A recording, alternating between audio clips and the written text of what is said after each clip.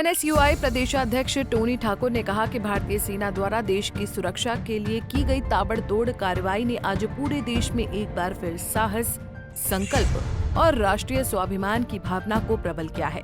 लेकिन अमेरिका के बोलने पर सीजफायर का आदेश देना समझ से परे है। ऐसे समय में देशवासियों को याद आ रही है भारत की लौह महिला पूर्व प्रधानमंत्री स्वर्गीय इंदिरा गांधी की, जिनकी दबंग छवि आज भी भारतीय राजनीति और इतिहास में मिसाल बनी हुई है।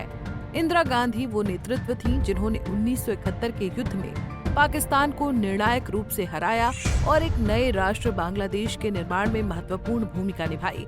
उनकी रणनीति, साहस और राजनीतिक दृढ़ता ने साबित कर दिया था कि भारत किसी भी आक्रांता से डरने वाला नहीं है। जब अमेरिका ने अपने 7वें बेड़े को हिंद महासागर में भेजा, तब भी इंदिरा गांधी तनिक भी नहीं झुकी। ये भारतीय अस्मिता और संप्रभुता की रक्षा का अनुपम उदाहरण था। आज जब भारत आतंकवाद के खिलाफ निर्णायक कार्रवाई कर रहा है, तब पूरे देश को इंदिरा गांधी जैसे मजबूत और निडर नेतृत्व की याद आना स्वाभाविक है। उनकी सोच स्पष्ट थी, भारत की एकता, अखंडता और सम्मान के साथ कोई समझौता नहीं होगा। टोनी ठाकुर ने कहा कि हम भारत की सेना के साहस को नमन करते हैं और इस अवसर पर इंदिरा गांधी जैसे नेतृत्व की प्रेरणादायक छवि को श्रद्धांजलि अर्पित करते हैं, जिन्होंने न केवल दुश्मनों को जवाब दिया, बल्कि भारत को विश्व मंच पर एक मजबूत राष्ट्र के रूप में स्थापित किया।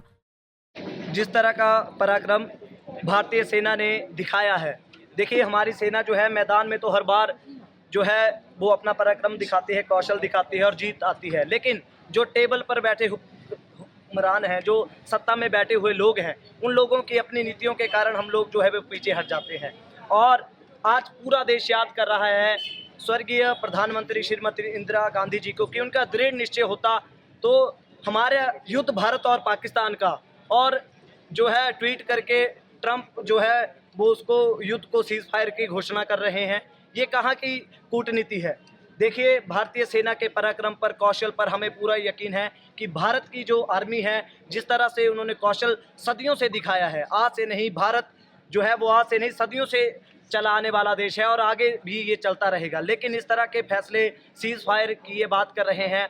आज युद्ध पे इतना सब कुछ हमने झोंक दिया, हमारे जवानों ने अपनी शहादतें दी, युद्ध पे जाकर जो है वो आगे मोर्चा उन्होंने संभाल के रखा, लेकिन फैसला लेते हैं सीज फायर का। देखिए अगर फैसला लेना भी था तो अपने स्तर पर लेते। क्या ट्रंप की हमें ज़रूरत थी फैसला लेने के लिए?